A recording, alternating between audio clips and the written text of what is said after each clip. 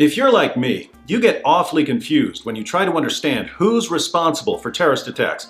After every terrorist attack, we hear contradictory rules about who bears the guilt for the bloodshed. Fortunately for us, we have here today the world's greatest authority on terrorism. Prophet Muhammad, thank you for being here. I'm glad to be here, David.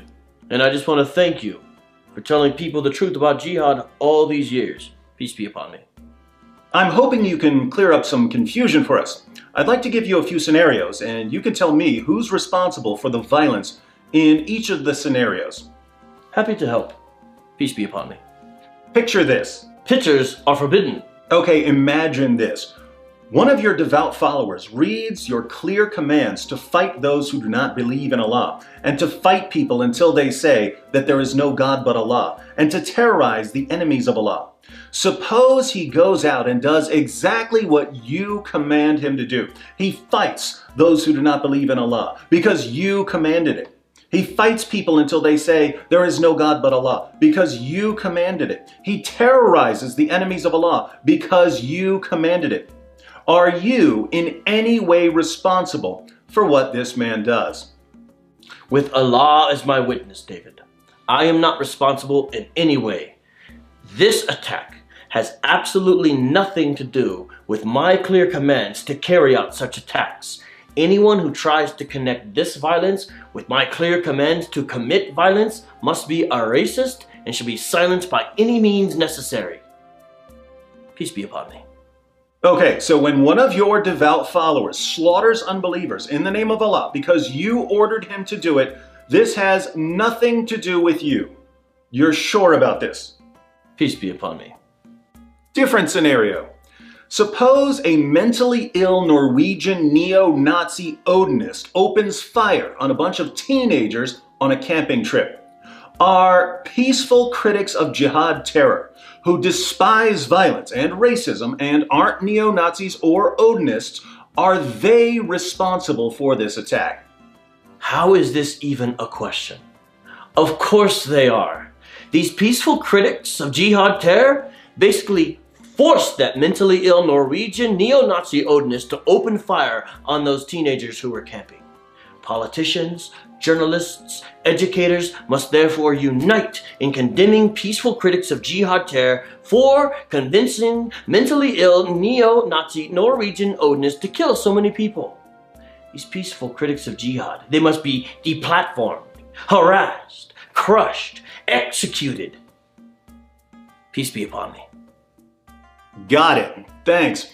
Now imagine a devout Muslim who reads Surah 5, verse 33 of the Quran, which orders Muslims to kill, crucify, and dismember people who commit the vague crime of making mischief in a Muslim land. Now, Western nations, according to Islam, are making mischief in Muslim lands. So, if this devout Muslim decides to kill, crucify, and dismember people from Western nations as he is commanded to do in the Quran, are you in any way responsible for the attack? I swear by Allah, no. A Muslim who kills, crucifies, and dismembers the infidels, as I have commanded, has nothing to do with my clear commands to kill, crucify, and dismember the infidels who make mischief in our lands. Anyone who tries to blame me for what my devoted followers do when they obey me must be a racist, a bigot, and Islamophobe. All the evil people who try to associate my words with the actions of people who obey my words should be killed, crucified, and dismembered. Peace be upon me. This is very helpful. Final scenario.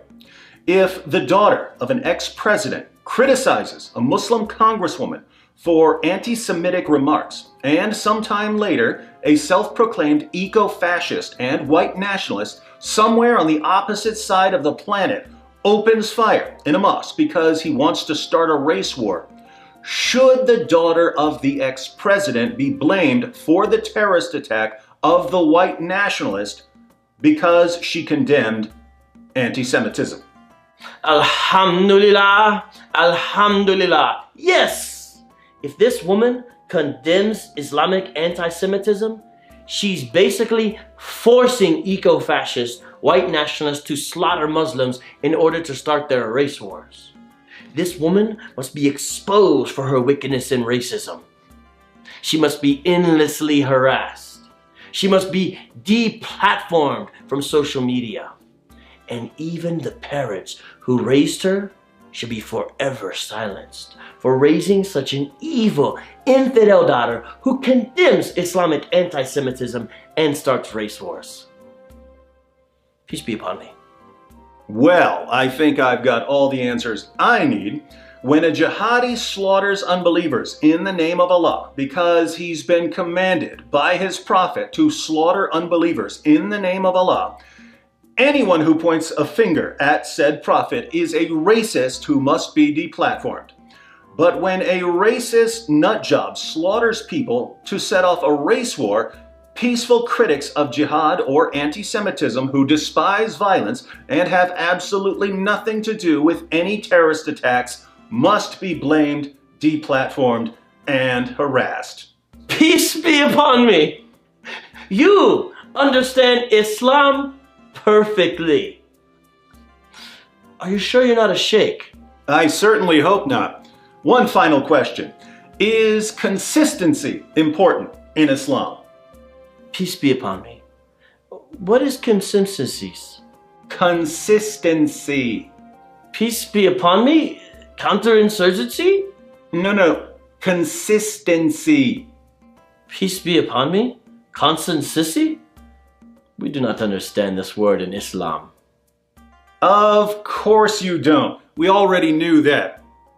But this doesn't mean that we shouldn't try to help you learn it.